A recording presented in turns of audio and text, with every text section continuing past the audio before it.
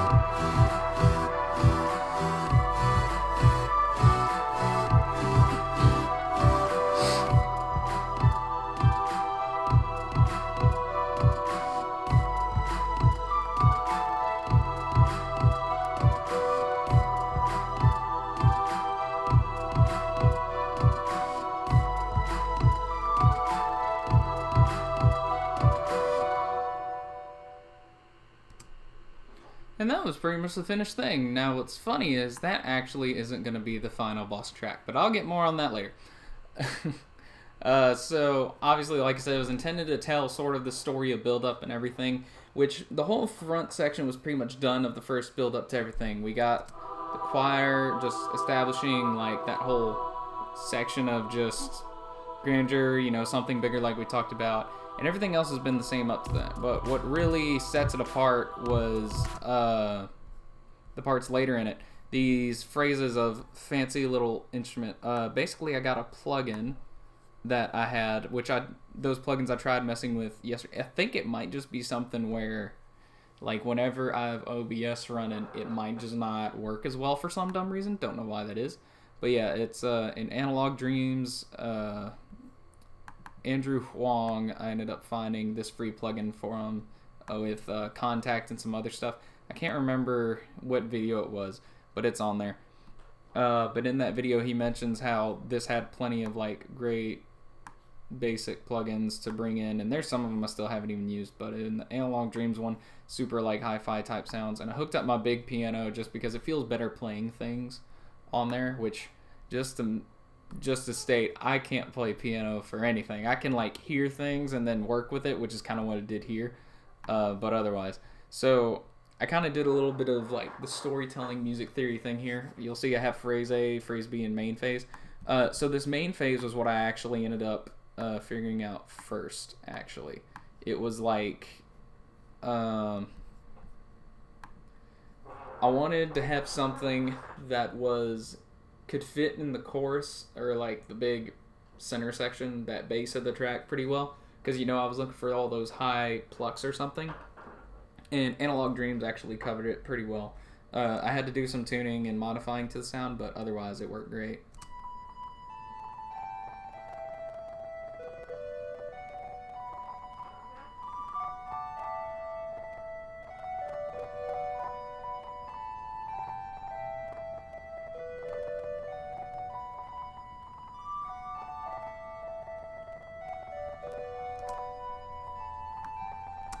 Yeah. But yeah, as you can tell, when OBS is running, the sound doesn't want to work as well as it should. Don't know why that is, but it is what it is.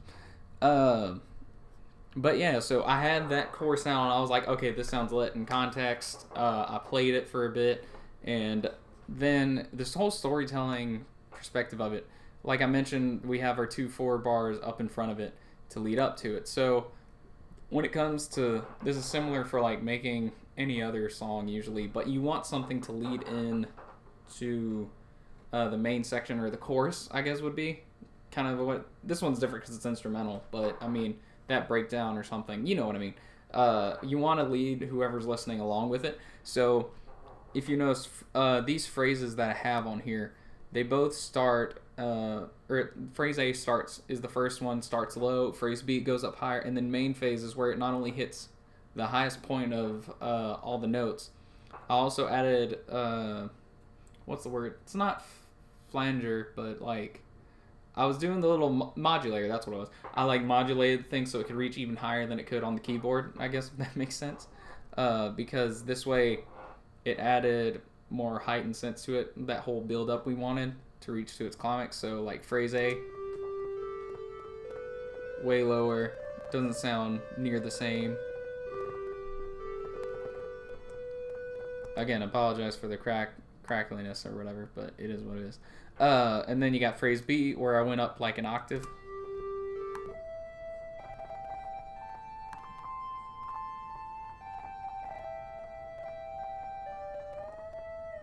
Yeah, and that modulator wheel, which added a little bit of flavor, I guess. It's kind of like if you were to bend a guitar string in that sense.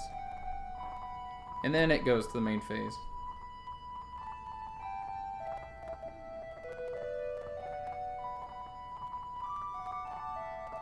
Yeah, something about modulating it up that extra all the way up whenever you hit those final notes added a nice flavor to it. I'm not exactly sure what you'd call it. But yeah, this was literally just knowing I was in E and different things like that. And if you use Logic, there's special little tools here that'll help you figure something out. Click the little scissors icon and you have this wonderful piano roll. And basically it shows everywhere you're at on the keys at all times, basically. And if you were to select whatever keys you're in, you could set the scale you wanted in, which in this case it was E, and it was natural minor. So it'll automatically quantize it for you. I just basically click a button, and all of a sudden it's, hey, look, it's all in the right place. That's essentially what I did after I found a few of the keys that sounded right for it. Like I think I only had I like held them out and I only had like these 4, and then I went, after I found them and played them a few times, I rearranged the order, because you can just click and drag these like wherever you want it, up and down the scale, different junk like that. It's a nice little cheat sheet sort of thing, pretty much. And it doesn't seem like, it's like, hey, that's cheating. But honestly, if you can use anything in your toolset, I think you're fine. Because let's be honest, I'm not going to learn piano in like a day's time. That's just not going to happen. I could try my heart out, and I still want to play like by ear, so I can just, because in my head I have good things, but placing them down is just a whole nother story. But that's why you got these little things. Oh, and you can set what notes and stuff they are too, and give them the amount of swing, and adjust how strong, like how hard and how gentle the notes hit. That's what velocity is. Different junk like that. So that was kind of my cheat sheet for most of it. Now to add that bit of flavor we talked about in the same thing, I added that loop we found before, because like I mentioned, it sounded good, but it didn't sound right, Yeah,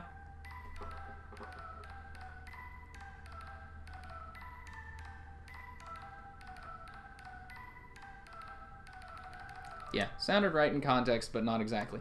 Whereas that's where the digibells, as I label them, from Analog Dreams came in super well. It filled in the rest of that space, and it filled in the melody I wanted, while the other bell pluck was kind of like a gentle, it was like that little seasoning on the rest of it to give it the full spectrum, as well as keep interest busy, which is why it picks up in the second half, not in the first half, because you want to keep the listener entertained so they're not getting bored of it, pretty much. And what also set this whole big thing apart was this wonderful set of strings I have down here, which I didn't label them, which I apologize. This was another plugin mentioned in Andrew Huang's thing. I think it was, it's Spitfire Labs. But these is the string ensemble, pretty simple thing. You just basically click an instrument and it goes. You can hear it solo if you want. These strings are actually pretty flippin' phenomenal. But I ended up stacking it in 3 tracks, just because the more tracks you have, it gives more of the amplitude. It's panned right because the sound leans left mostly, so I've like centered it. And you'll also notice that I have them at different, rephrase, I have one of them at a different octave. See, like this one's the super high end, this one's the middle. And funny enough, the bass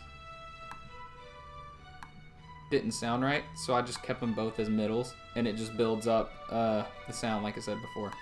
But the high octave kind of gave it the extra sense of a fuller orchestra. The basses just got carried out because you got the pulsing bass in the background, and plus it splits the track evenly. Like you have the high ends of the dramatic orchestral strings and stuff, and the choir in the background, the natural acoustic, and then the bottom of it is the bassy, pulsing and everything that fits our game a bit more. So you kind of see the best of both worlds in that mix, and you get the nice little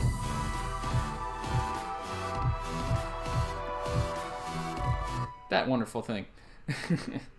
But yeah, so of course you get a little bit of a breakdown again, and like I said, keeping interest, telling the story. You repeat the same phrase, but you change out different things.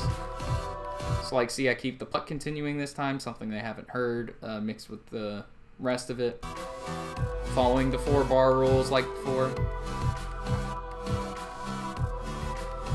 And then this next little section is what really gets it. The choir actually stops, and that's the first time you haven't heard the choir at all, except for this like one section. But I mean, that's just so you can get introduced to the violins. But it's also because it cuts out like the pulsating bass up here, which is super nice as well. But see how I'm taking out little bits and pieces of it to like change it? You can't just straight up knock it out. That's what the build up with the crashes and the risers are for. Because if I just took this and like, say I took out, yeah, see, that's nice and satisfying, but if I just took it out entirely and then just let it go,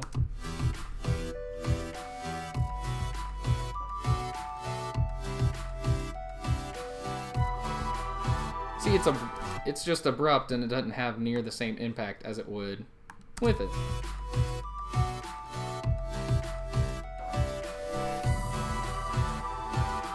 It's just that nice transition. And it's the same if I broke it down to the next thing. It would sound like something's missing or otherwise.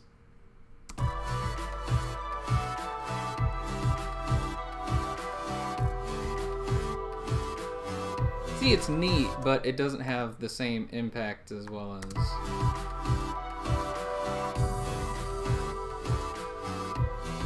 See, it's a smoother ride. I'll put it that way. And so we have the same thing here where we give the nice little breakdown, and we use the crash again just to add the impact of, like, it states, like, in this point in the track, something is stated to where it, like, deserves the quiet. It's an acknowledgement all type thing, like, whether it be in shock or something, which in this big whole boss battle thing, you'll have moments of that, you know? So if you take a lesson.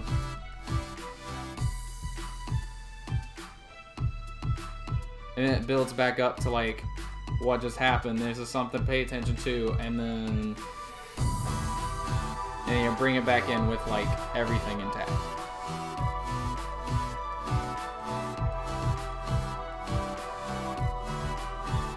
And of course, you gotta fade it out gently, as usual.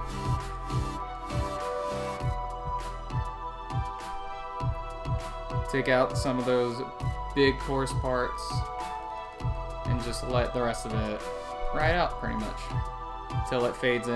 And like I said, it's loopable. It'll just build up when the choir sings back in a little bit. But yeah, that's basically the whole storytelling. You got this, you set the pace of like how dramatic it is, just a basic choir, and then builds up, hits the big drop of showing the situation, help tell the rest of the actual story with context of your phrases, and then the main phase to add the flavor in the actual drop, you know, that they didn't see coming type of thing. And just the more you add to a song, the more full it can sound, but you got to be careful because I tried adding a whole second string section, but it just didn't sound right. And it could have been my notes and things, sure, but if we're going to add enough bass to where... Because that's the thing, this bass right here is so just overwhelming, like in context with the rest of it. And it's not just volume, it's just that the reason the distortion sounds clean is because that's all that's there. It keeps the low end with the bass, and that bass loop in the end of it, holding a few tones, is what keeps the low end full. And once you have that full sound spectrum, you don't go out of it or like mesh too much into it. It just sounds cluttered at that point, and it sounds like a mess. And that was why I ended up doing that. So, cool thing, even though I have this huge, big, you know, dramatic song here,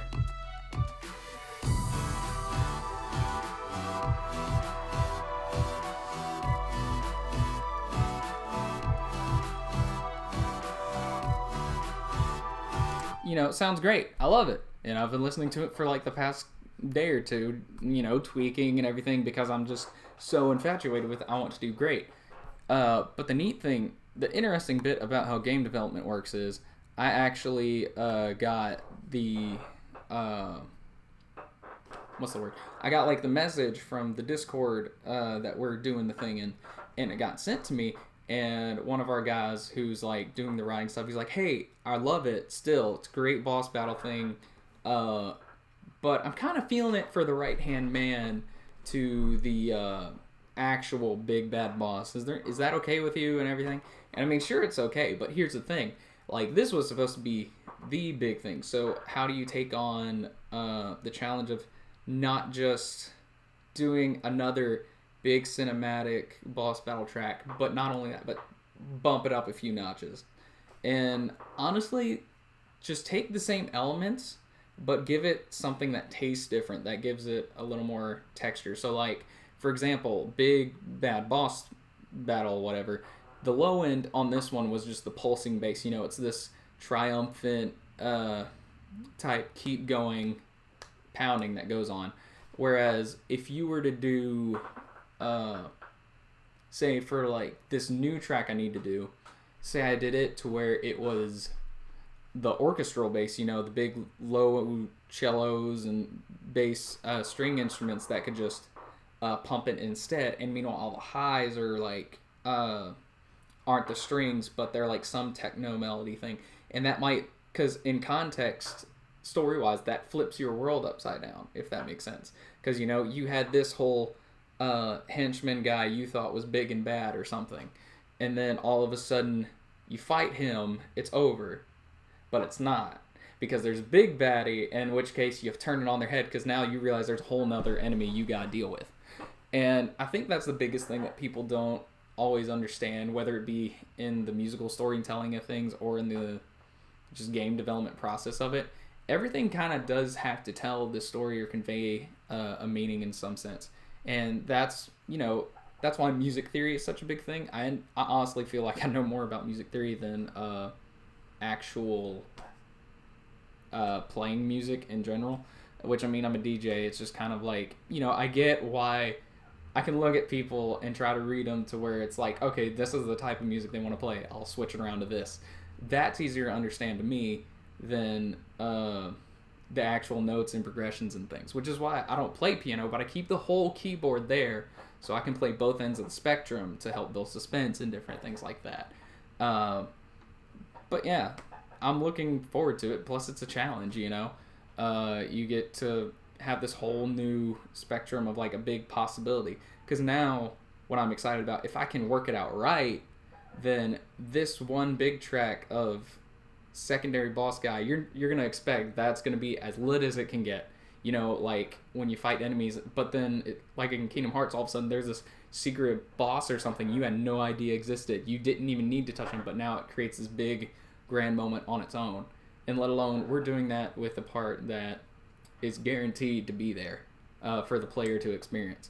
And if you can do something more dramatic than that to like create that moment and create that excitement for them, then the challenge is well like worth it. It's going to take longer, and that's why games take forever, because you want it to be exactly perfect. But you can't get stuck in like the doubt and like the upsetness of it, I guess. Like, sure, I'm bummed it's not going to be you know, the big boss thing, because that's why I intended it to. But the fact that it fit a specific moment that I wasn't sure about being in the game story is good on its own, because that means it'll only be that much better. And then I can take what I learned from this project, put it in this little project, and make it even greater than it was before. But yeah, so that's kind of like the fun process. Hope you enjoyed the final thing. I'm honestly thinking we'll probably have like, or I'll go out of the way to make like a soundtrack for the game whenever it gets finished. But, you know, that's going to be a hot minute. Game development takes forever. But yeah, I hope you guys enjoyed the little breakdown and everything. Try to do this again more often, something. Hopefully get better stuff set up once I get like settled in, just moved in, so it's whatever.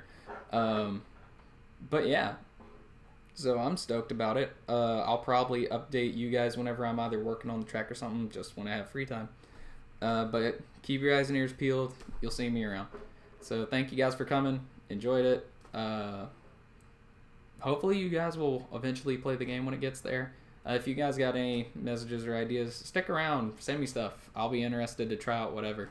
I'll probably be doing some extra different stuff every so often. I'm an art major and I'm an art game development major, so that's kind of like I do music, I DJ, I play games, and I do art stuff. So who knows? It'll turn into whatever. I hate labels.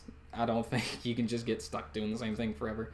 But yeah, so if you're interested in anything, try ideas. We'll see what goes. I got it to where I can hook up to my Cintiq. The delay's a little weird, but who knows? We'll figure that out in settings and whatever else. So, But yeah, thanks for hanging out, and I will see you guys around next time.